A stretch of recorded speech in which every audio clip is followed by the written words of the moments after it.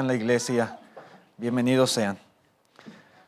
Vamos a comenzar la lección. A manera de introducción podemos decir que, por ejemplo, algunos aficionados al fútbol pueden hablar muy bien de lo que es un buen equipo.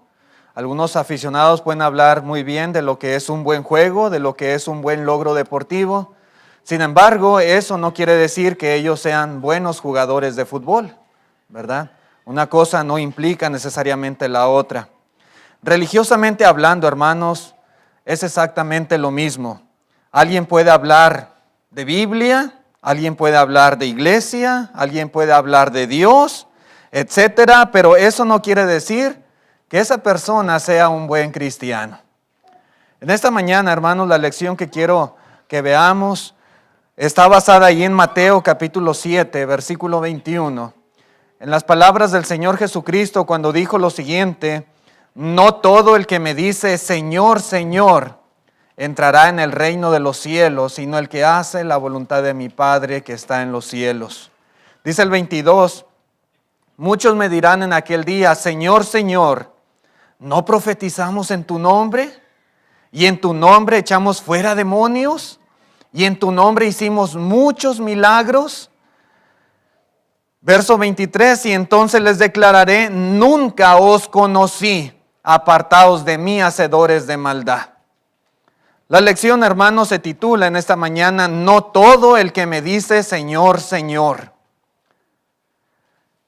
A través de estas palabras, Cristo Jesús, hermanos, está desenmascarando a personas que aparentan ser religiosas, pero que en realidad no son obedientes a la voluntad de Dios. Ese es el punto principal aquí en las palabras de Cristo.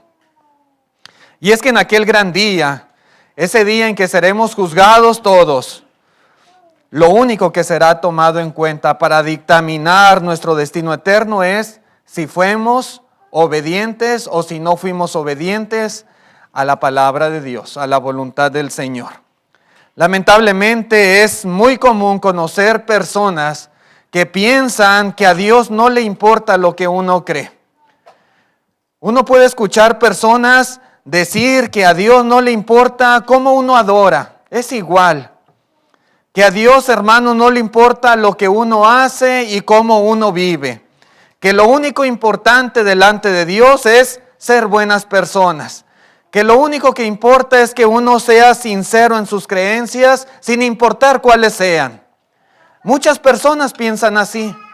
Mucha gente cree así. Hermanos, amigos, ¿será esto verdad? ¿Es lo que Cristo está diciendo? ¿Es lo que el Señor está enseñando a través de estas palabras que acabamos de leer? Estamos totalmente de acuerdo en que una persona debe de ser sincera, no decimos lo contrario. Estamos totalmente de acuerdo en que una persona debe ser devota, en que una persona debe ser buena. Pero ¿acaso esto es suficiente para heredar el reino de los cielos? ¿Es todo lo que Dios pide? Religiosidad, sin importar qué clase de religión, qué creencias, qué prácticas tengan, y que la persona sea sincera. Eso es todo. ¿Es lo que dice la Biblia? ¿Es lo que enseña el Señor? Hermanos, quisiera hacer énfasis precisamente, hermanos, que no es suficiente decir Señor, Señor. No es suficiente motivo para decir yo voy a heredar el reino de los cielos con el simple hecho, hermanos, de ser una persona religiosa. No lo es. ¿Ok? Y es, hermanos, lo que vamos a ver en el punto número 1 es ejemplificar cómo, hermanos, el decir Señor, Señor no es suficiente.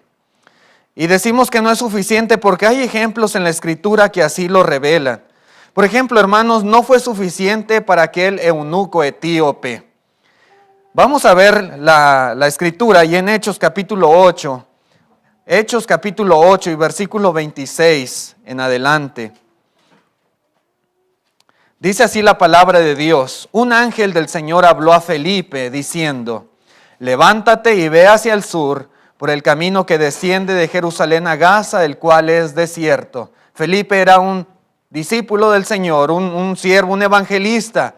Dice el 27, entonces él se levantó y fue.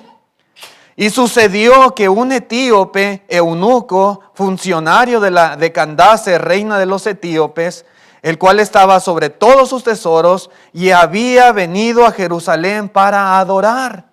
Verso 28, volvía sentado en su carro leyendo al profeta Isaías. Verso 29, y el Espíritu dijo a Felipe, acércate y júntate a ese carro.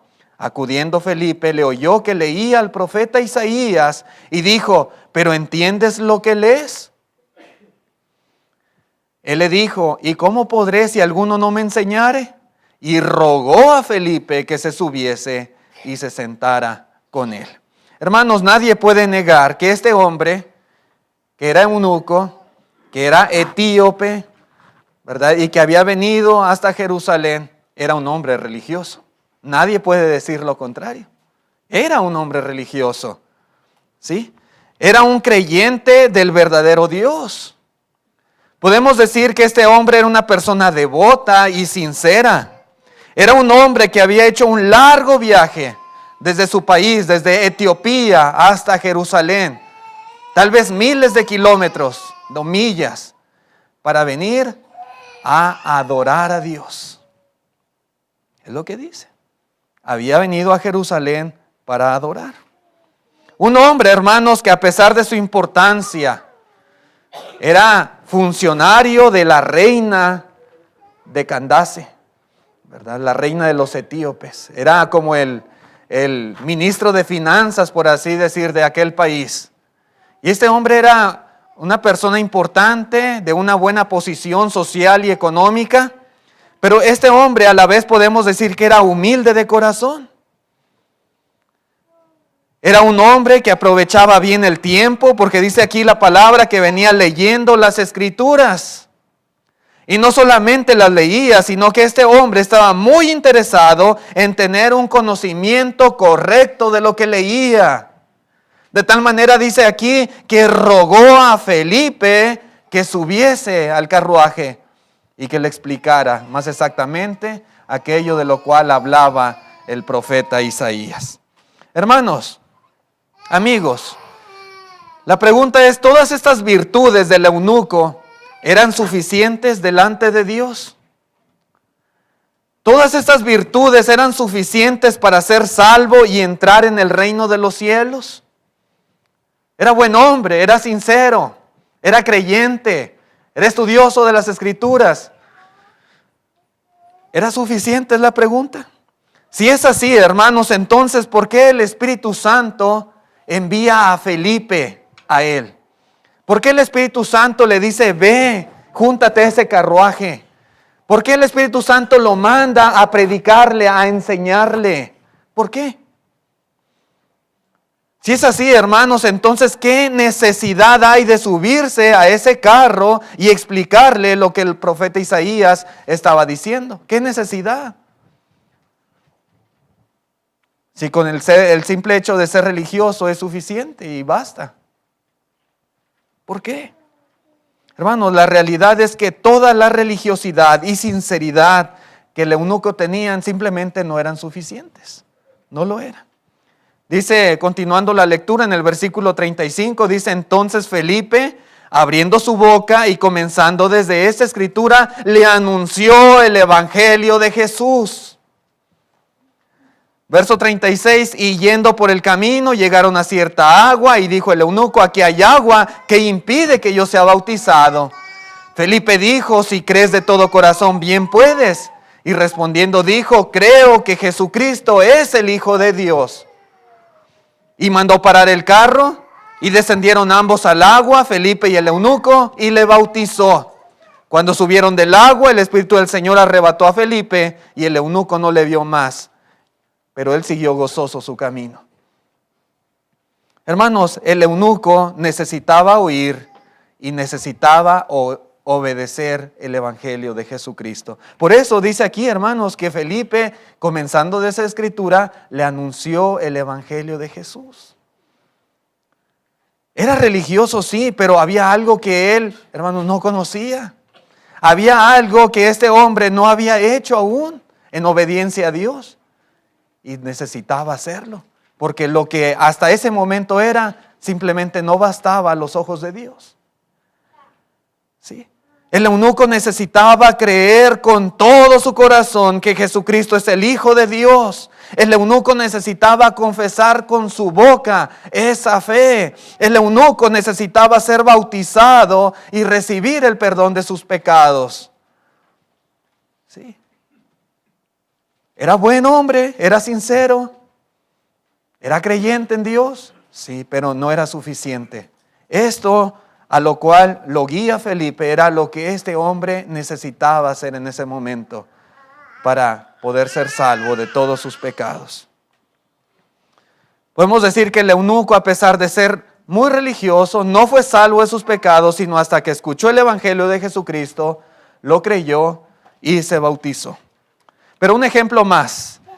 Podemos decir, hermanos, que no fue suficiente tampoco para Cornelio el simplemente ser creyente en Dios. Dice en Hechos capítulo 10, versículo 1 y 2.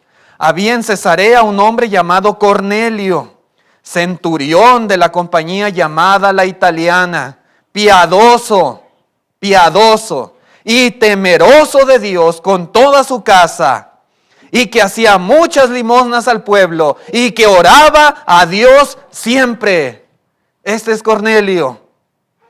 Sí, hermanos, amigos, un hombre piadoso, es decir, que era un hombre religioso, que era un hombre devoto.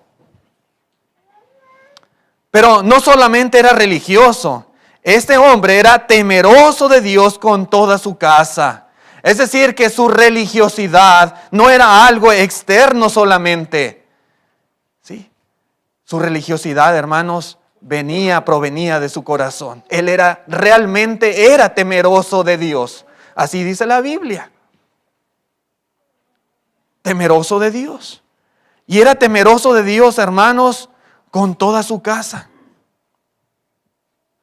Podemos decir, hermanos, que el temor que tenía Cornelio a Dios, su fe, había sido tan grande que había alcanzado a influenciar a su familia, a sus seres queridos, a los que estaban alrededor de él, a ser de la misma manera temerosos de Dios. Podemos decir, hermanos, que Cornelio era un hombre sincero, de una fe profunda. Y además, dice aquí la Biblia, hermanos, Cornelio era un hombre generoso. Era buena persona, que ayudaba a los demás. Él creía que si Dios le había bendecido, era también para ayudar a otros. Podemos decir que él tenía también una buena posición económica, era un centurión romano. Pero él, hermanos, como dice aquí la Escritura, hacía muchas limosnas al pueblo. No cualquier cosita, muchas limosnas. Era un hombre que no le dolía meterse la mano a la bolsa para ayudar a algún necesitado. Lo hacía y constantemente lo estaba haciendo. Muy generoso. Pero además, dice la Biblia, por si fuera poco, Cornelio era un hombre que oraba a Dios siempre. ¿Cuántas veces al día ora usted? ¿Qué tanto es, hermano, amigo que nos visita, el tiempo que usted dedica para orar a Dios? Bueno, este hombre oraba siempre estaba orando a Dios. No era de la clase de personas que solamente oran cuando tienen algún problema, cuando tienen alguna dificultad, cuando están pasando un momento difícil y entonces se acuerdan de Dios y ahí están orando. No, este oraba siempre a Dios, siempre. No sentía vergüenza de orar o que lo vieran orar, no. Así era Cornelio. La pregunta es, ¿era Cornelio salvo en ese momento? ¿Era suficiente todo eso que él era, esas buenas virtudes que tenía para entrar al reino de los cielos? Si es así, si era suficiente, entonces ¿para qué le dijo el ángel que mandase traer a Pedro? ¿Para qué? ¿Qué necesidad había? ¿Para qué viajar Pedro desde Jope, donde se encontraba, hasta Cesarea, para venir a esta casa, a este hogar, con Cornelio y su familia, a predicarles, a enseñarles? ¿Para qué? Si ya era buena persona, si ya era creyente de Dios, Si ya era religioso, era temeroso, si hacía limosnas, si oraba. ¿Para qué? Otra vez, hermanos, porque simplemente no era suficiente. Había algo que Cornelio necesitaba oír y hacer también. Dice el versículo 5, las palabras de este ángel que habla con Cornelio. Dice, envía pues ahora hombres a Jope y haz venir a Simón, el que tiene por sobrenombre Pedro. Este posa en casa de cierto Simón curtidor que tiene su casa junto al mar. Él te dirá lo que es necesario que hagas. Uno puede decir, pero ¿qué más puede hacer este hombre llamado Cornelio? ¿Qué más le puede pedir Dios? Si era tan buena persona, tan religioso, tan creyente, ¿qué más? Pues sí, había algo más que él necesitaba hacer. Pedro relata en el capítulo 11, versículo 11 también, relata precisamente esta experiencia en casa de Cornelio. Dice Pedro, y he aquí luego llegaron 3 hombres a la casa donde yo estaba, enviados a mí desde Cesarea. Verso 12, y el Espíritu me dijo que fuese con ellos sin dudar. Fueron también conmigo estos 6 hermanos y entramos en casa de un varón, quien nos contó cómo había visto en su casa un ángel que se puso en pie y le dijo, envía hombres a Jope y haz venir a Simón, el que tiene por sobrenombre Pedro. Verso 14, Él te hablará palabras por las cuales serás salvo, tú y tu casa. Era temeroso de Dios con toda su casa. Sí lo era. Era buena persona, buena gente, como decimos. Pero el ángel le dice, Él te hablará palabras por las cuales serás salvo, tú y tu casa. ¿Qué implica esto, hermanos? Implica que Cornelio, aún con todas sus virtudes, aún con todas esas buenas cosas que él tenía, hermanos, simplemente no era salvo. No lo era. No lo era. No lo era. Esa es la realidad. A pesar de lo bueno, a pesar de tan creyente, de tan generoso y de sus muchas oraciones, Cornelio simplemente no era salvo. Tal vez hoy en día muchos se hubieran sentido profundamente ofendidos si alguien, hermanos, a pesar de sus buenas obras, a pesar de hacer esa clase de cosas como las que hacía Cornelio, alguien le dice que no es salvo. Se sentiría ofendido, pero ¿cómo? ¿Cómo? Si era tan bueno, si era tan creyente. Sí. Mucha gente se ofende. Pero hay que, hermanos, hay que tener un concepto correcto, ¿verdad? De lo que en realidad somos, de lo que hemos hecho y de lo que, hermanos, hemos creído para llegar a ser salvos. Dice en Hechos capítulo 10, versículo 47, después de que Pedro va a su casa, le predica el evangelio, le habla de Cristo, dice el verso 47, entonces respondió Pedro, ¿puede acaso alguien impedir el agua para que no sean bautizados estos que han recibido el Espíritu Santo también como nosotros? Y mandó bautizarles en el nombre del Señor Jesús. Entonces le rogaron que se quedase por algunos días. ¿Sí? Había algo que no sabía Cornelio y había algo que aún no había hecho. El mensaje del Evangelio aún no había llegado a sus oídos. La obediencia al Evangelio era algo que no había hecho todavía Cornelio. Y eso es necesario para que una persona pueda ser salva. Aún, hermanos, independientemente de cuán bueno o cuán religioso o creyente pudiese ser esa persona en el Señor. Pero otro caso más, rápidamente, podemos decir que no fue suficiente en el caso de Saulo. Decir Señor, Señor, hermanos, no alcanzó.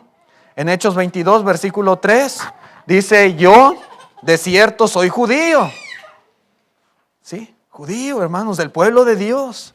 Nacido en Tarso de Cilicia, pero criado en esa ciudad, instruido a los pies de Gamaliel, estrictamente conforme a la ley de nuestros padres, celoso de Dios, como hoy lo sois todos vosotros. Este era Saulo, hermanos. Así era Saulo. Un hombre sumamente religioso, un hombre celoso de Dios, un hombre estricto en el cumplimiento de la ley. Un hombre que además, él vivió todo el tiempo con limpia conciencia. Dice el capítulo 23, verso 1. Entonces Pablo, mirando fijamente al concilio, dijo: varones hermanos, yo con toda buena conciencia he vivido delante de Dios hasta el día de hoy. ¿Sí? Además, dice la Escritura, el mismo, que él había sido hebreo de hebreos e irreprensible en cuanto a la ley se refiere. Filipenses capítulo 3, verso 5, circuncidado al 8º día, del linaje de Israel, de la tribu de Benjamín, hebreo de hebreos, en cuanto a la ley fariseo, en cuanto a celo, perseguidor de la iglesia, y en cuanto a la justicia que es en la ley, irreprensible. Irreprensible. Y además, por si fuera poco, dice en Gálatas capítulo 1, verso 14, el mismo Pablo, y en el judaísmo dice: aventajaba a muchos de mis contemporáneos en mi nación, siendo mucho más celoso de las tradiciones de mis padres. Era el número 1 Pablo, en cuanto a su religión, en cuanto a su celo, en cuanto a su disciplina, a guardar la ley. Era el número 1. Era el campeón, por así decir, del judaísmo. Y le bastó. Fue suficiente. Le alcanzó. No, hermanos. Saulo no era salvo por esa clase de cosas que él hacía. Creía en Dios, era estricto en la ley, era celoso, era devoto, aventajaba a muchos, pero otra vez no era suficiente. No lo era. Saulo no creía en Cristo como el Salvador. Saulo, en su celo, en su ignorancia, perseguía a la iglesia de Cristo. Saulo tuvo que creer, hermanos. Saulo tuvo que obedecer a las palabras que Ananías le hablaría ahí en la ciudad de Damasco. Dice en Hechos capítulo 9, versículo 5, cuando va en aquel camino, ¿verdad? Y el Señor le habla desde el cielo. Él le dijo: ¿quién eres, Señor? Dice Saulo. Y él le dijo: yo soy Jesús, a quien tú persigues. Dura cosa te es dar coces contra el aguijón. Él, temblando y temeroso, dijo: Señor, ¿qué quieres que yo haga? Y el Señor le dijo: levántate y entra a la ciudad, y se te dirá lo que debes hacer. Había algo que él necesitaba. Necesitaba saber y necesitaba hacer. Porque todo su celo, hermanos, no era suficiente. En el capítulo 22, versículo 16, él mismo dice lo que Ananías le dijo: ahora pues, ¿por qué te detienes? Levántate y bautízate y lava tus pecados invocando su nombre. Hermanos, él necesitaba oír el evangelio y obedecer el evangelio de Jesucristo. Y lo hizo. Lo obedeció. Levántate, bautízate, lava tus pecados. Él seguía estando en pecados. Saulo vivía en pecado. Hermanos, si la mancha del pecado no se quita, aunque nos lavemos con lejía, amontonemos jabón sobre nuestra cabeza, ahí está la mancha del pecado.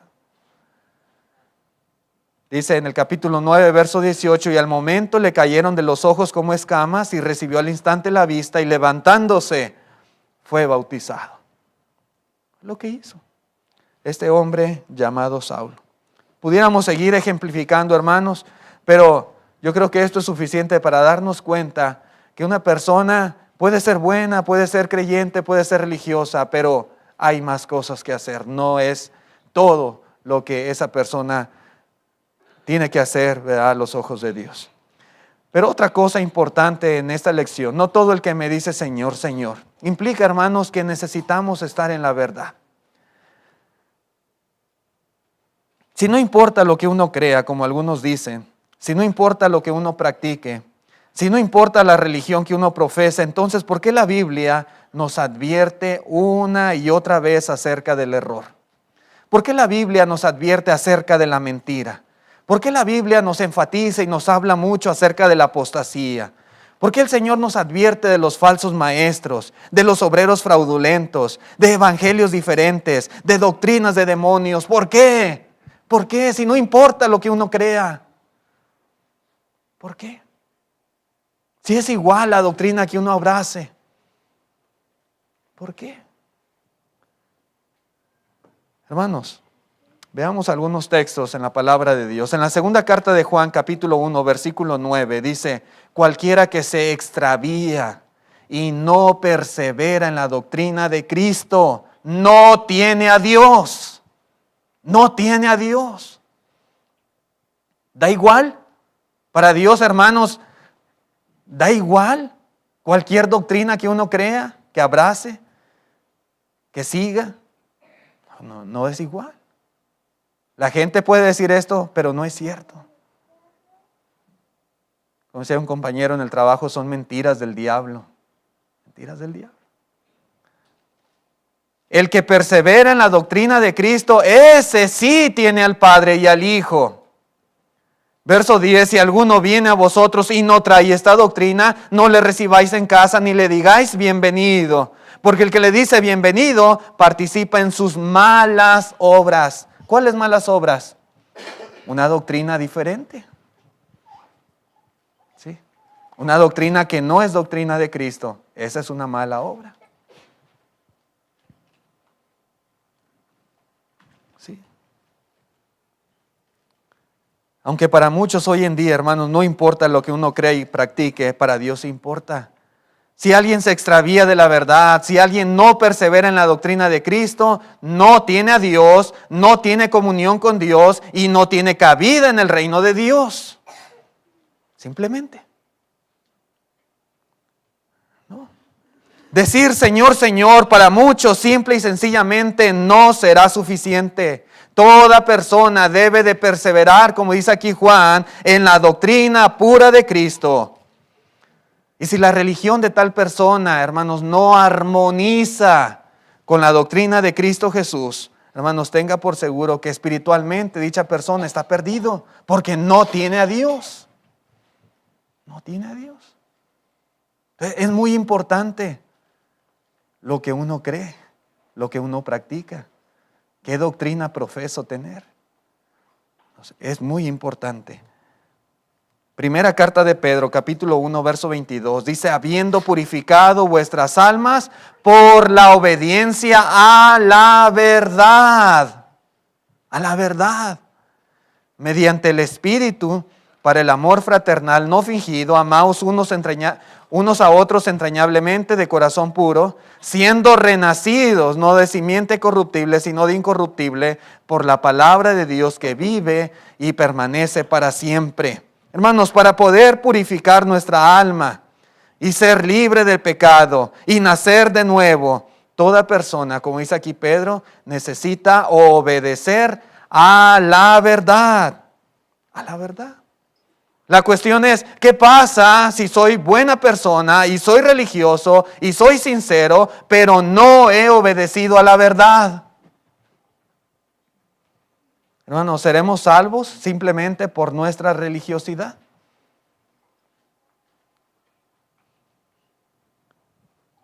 Hermanos, claro que no. Por supuesto que no. No. La Biblia especifica, es la obediencia a la verdad. Si realmente queremos ser salvos, necesitamos obedecer y estar en la verdad. Es indispensable.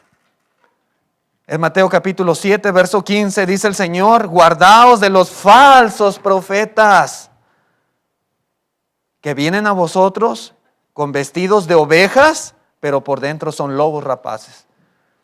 En aquel tiempo, hermanos, en los tiempos bíblicos había falsos profetas. Y eran tan comunes como hoy en día lo son. Hoy hay muchos que dicen ser profetas de Dios, apóstoles de Cristo. Hermanos, no lo son, no lo son.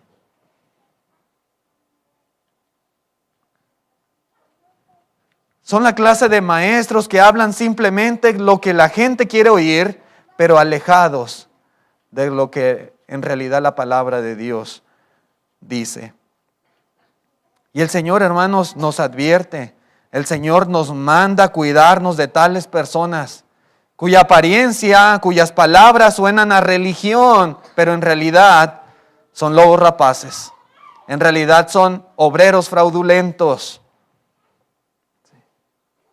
El Señor, hermanos, nos advierte que nos cuidemos de ellos, que no hagamos caso, que no les sigamos, que no nos dejemos engañar. ¿Por qué? Si son gente religiosa, si son creyentes, cuidado. En la segunda carta a los Corintios, capítulo 11, versículo 13, dice, porque estos son falsos apóstoles, obreros fraudulentos, que se disfrazan como apóstoles de Cristo. Verso 14, y no es maravilla, porque el mismo Satanás se disfraza como ángel de luz. Verso 15, así que no es extraño si también sus ministros se disfrazan como ministros de justicia, cuyo fin será conforme a sus obras. ¿Sí? Se disfrazan. Son ministros de Satanás, son ministros del diablo, dice aquí, pero disfrazados como ministros de Dios, como ministros de justicia. Cuidado, hermanos. ¿Por qué la Biblia nos advierte? ¿Por qué el Señor tiene que estarnos diciendo una y otra vez, cuida? ¿Sí? Cuida lo que recibes, cuida lo que crees, cuida la doctrina. Cuídate de estos falsos apóstoles, falsos maestros, lobos rapaces. Están disfrazados. ¿Por qué? ¿Por qué si no hay necesidad? Sí, es que sí hay necesidad, sí la hay. Sí la hay. La pregunta es, ¿qué pasará con esas personas que creyeron y siguieron a estos falsos apóstoles? ¿Qué pasará con todos aquellos que fueron engañados y siguieron a estos obreros fraudulentos, a estos ministros de Satanás? ¿Qué pasará?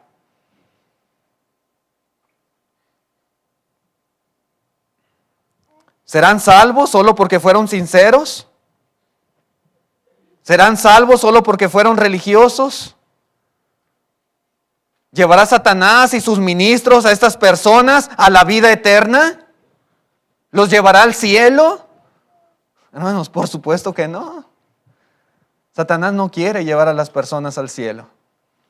Mire, dice Lucas 8, versículo 12, y los de junto al camino son los que oyen, y luego viene el diablo y quita de su corazón la palabra para que no crean y se salven. El diablo no quiere que las personas se salven. No quiere. Quita la palabra de verdad y les da la mentira. Y la gente acepta la mentira. ¿Sí? Lógicamente, los ministros de Satanás no dicen esto es mentira. Dicen esto es verdad.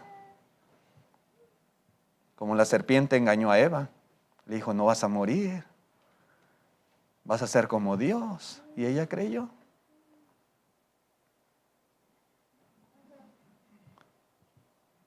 Gálatas capítulo 1 versículo 6 dice, estoy maravillado de que tan pronto os hayáis alejado del que os llamó por la gracia de Cristo para seguir un evangelio diferente.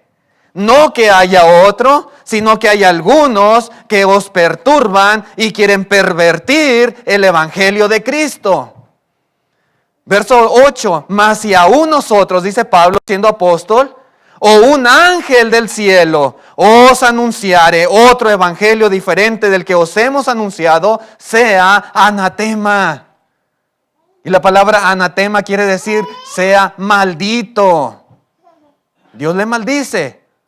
Verso 9, como antes hemos dicho, también ahora lo repito, si alguno os predicare diferente evangelio del que habéis recibido, sea anatema. Sea anatema. Hermanos, es clara la palabra de Dios. Note cómo toda persona que enseña un evangelio diferente es maldita por Dios. Dios le maldice. Y aquellos que aceptan dicho evangelio están alejados y apartados de la gracia de Dios. ¿Sí? Es lo que dice aquí. Los Gálatas, a quien va dirigida esta carta, ellos eran hermanos en Cristo. Ellos eran hermanos que habían obedecido el evangelio, que habían recibido el perdón de sus pecados. pero que tristemente algunos les estaban enseñando que era necesario judaizar, que era necesario circuncidarse, que era necesario volver a los preceptos de la ley de Moisés. Y al aceptarlo ellos, estaban ya siguiendo un evangelio corrompido, un evangelio diferente del que habían recibido por el apóstol Pablo. Dice en el capítulo 5, versículo 4 aquí de Gálatas: de Cristo os desligasteis, los que por la ley os justificáis, de la gracia habéis caído. Hermanos, esto es algo serio, es algo para que lo consideremos seriamente. Alejarse del evangelio de Jesucristo, de la doctrina del Señor, seguir un evangelio diferente. En este caso, hermanos, querer mezclar la ley de Moisés con la doctrina de Cristo, hermanos, es algo que no es correcto. Y quien lo hace pervierte el evangelio. Quien está imponiendo guardar cosas que allá guardó Israel, allá el pueblo de Israel, la ley de Moisés lo decía. Y hoy decir, tenemos que hacerlo porque allá lo mandó Moisés, eso es pervertir el evangelio. Lo que hoy en día hacemos es porque Cristo lo ha mandado. La doctrina de Cristo así lo enseña. ¿Sí? Ellos estaban siguiendo ya un evangelio diferente. Tristemente.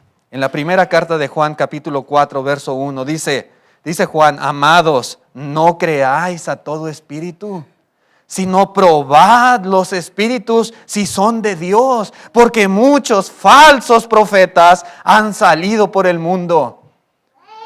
Y hasta la fecha aquí andan, hermanos, falsos profetas, falsos maestros, obreros fraudulentos, hay por todo el mundo. Dice aquí el apóstol Juan: no les crean, no crean a cualquier espíritu, pruébenlos a ver si son de Dios, a ver si lo que practican es de Dios, a ver si lo que predican es de Dios, si lo que enseñan es de Dios.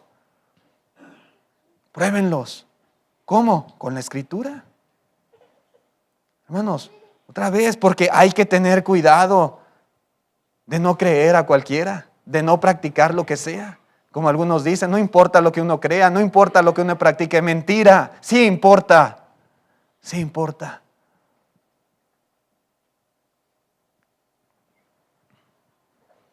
Dice la Biblia que debemos creer a cualquier persona que dice hablar un mensaje de Dios. ¿Es lo que dice aquí Juan? No. ¿Qué debemos hacer? Debemos probarlos. ¿Y por qué debemos probarlos? Si no importa lo que uno crea, si no importa la religión, si no importa cómo sirvamos a Dios, si todas las iglesias son buenas, aunque cada quien enseñe su propia doctrina, entonces ¿por qué probar a los espíritus si son de Dios? ¿Por qué? Porque otra vez, hermanos, esto es sumamente necesario para la salvación de nuestra alma. Si lo único que importa es ser una persona religiosa buena y sincera, entonces ¿qué necesidad tiene Dios de estarnos advirtiendo una y otra vez? Hermanos, porque sí es importante. En Mateo capítulo 15, versículo 8, dice el Señor: este pueblo de labios me honra, mas su corazón está lejos de mí, pues en vano me honran, enseñando como doctrinas mandamientos de hombres. Hermanos, cuando se enseñan y creemos y practicamos doctrinas que no son de Dios, sino que son inventadas por el hombre, todo lo que hagamos es en vano. ¿Sí?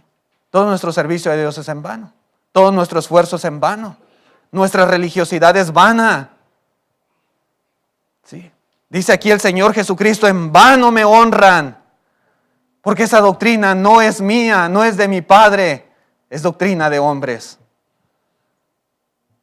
Hay que tener mucho cuidado, mucho cuidado.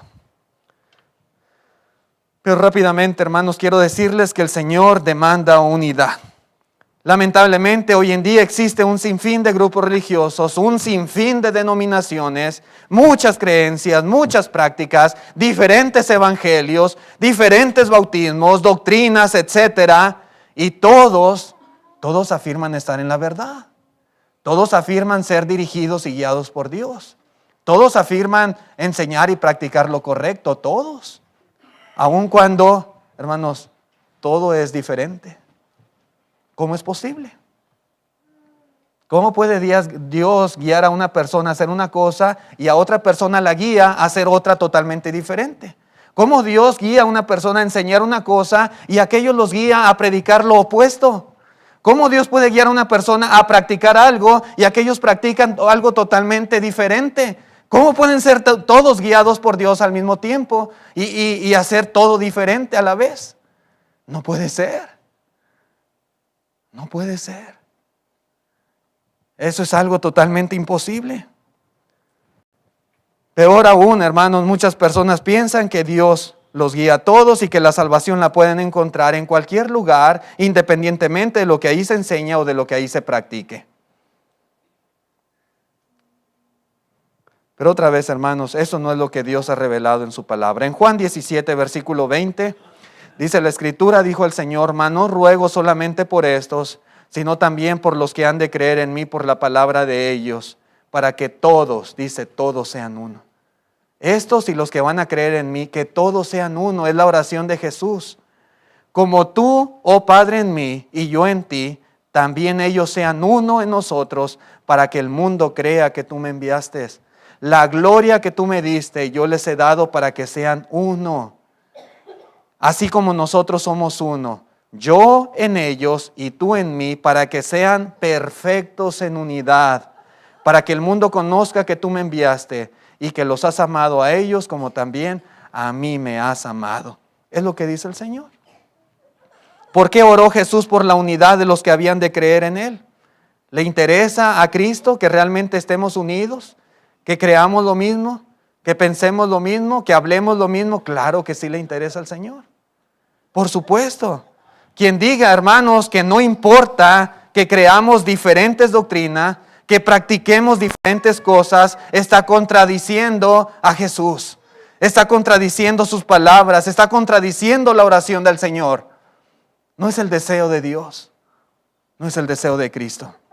En Efesios capítulo 4, versículo 3 dice, solícitos en guardar la unidad del Espíritu en el vínculo de la paz. Un cuerpo. Noten lo que dice la Biblia, y el cuerpo es, hermanos, la iglesia del Señor.